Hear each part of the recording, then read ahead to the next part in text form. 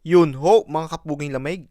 Ngayong araw, bago ho tayo pumasok sa Chicks Factory, tayo ho'y magbebenta muna ng buti at lata. Ay, bahiti na eh. Tama nga naman sinabi ng aking lola. Ubus-ubos biyaya, mamay wala. Bali, hindi pala kasi ang ating mga kalakal, kaya yung dalawang sako iniwan ko lang sa bahay. Andini na pala tayo sa bintahan ng mga lata at ibababa na namin mga pictos. Ang pasok pala namin sa Cheese Factory ay alas 6 ng hapon. Pero mga alas 5 pa lang rin mga time na aray, kaya may isang oras pa kami para magbenta. Pero ayos lang naman kahit malate kami doon kasi mabait naman ang aming boss. Basta sa kanya, tapusin mo lang yung trabaho, ayos na iyaw. Mga 6 na sako lang pala rin namin naikarga. Pero tansya ko rin, mga nasa $70.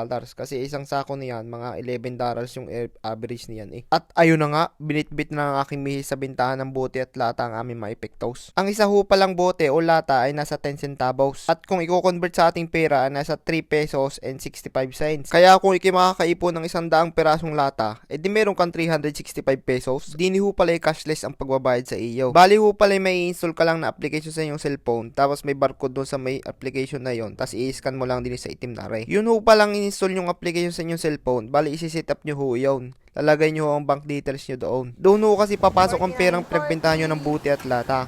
Dini ho pala sa pinagbebenta namin ng buti at lata ay maximum of $50 per transaction lang. Kaya kung ikinaka $50 na, automatic mag-i-stop na yung machine na yan at mag-transfer na yung pera doon sa yung bank account. Please select payout method. Transfer.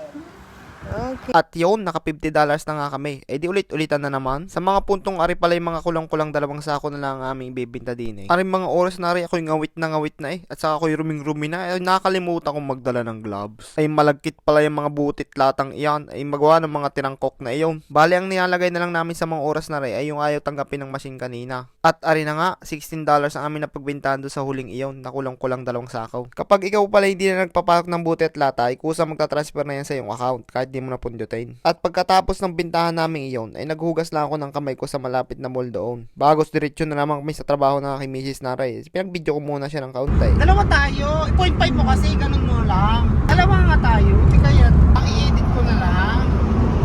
Kahit kasta padiretso.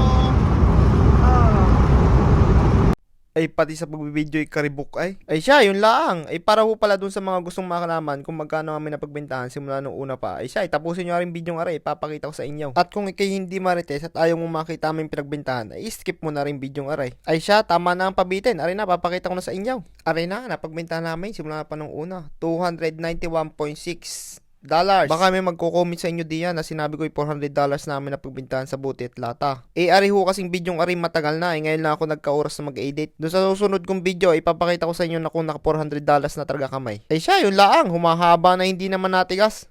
Have a good one, see ya!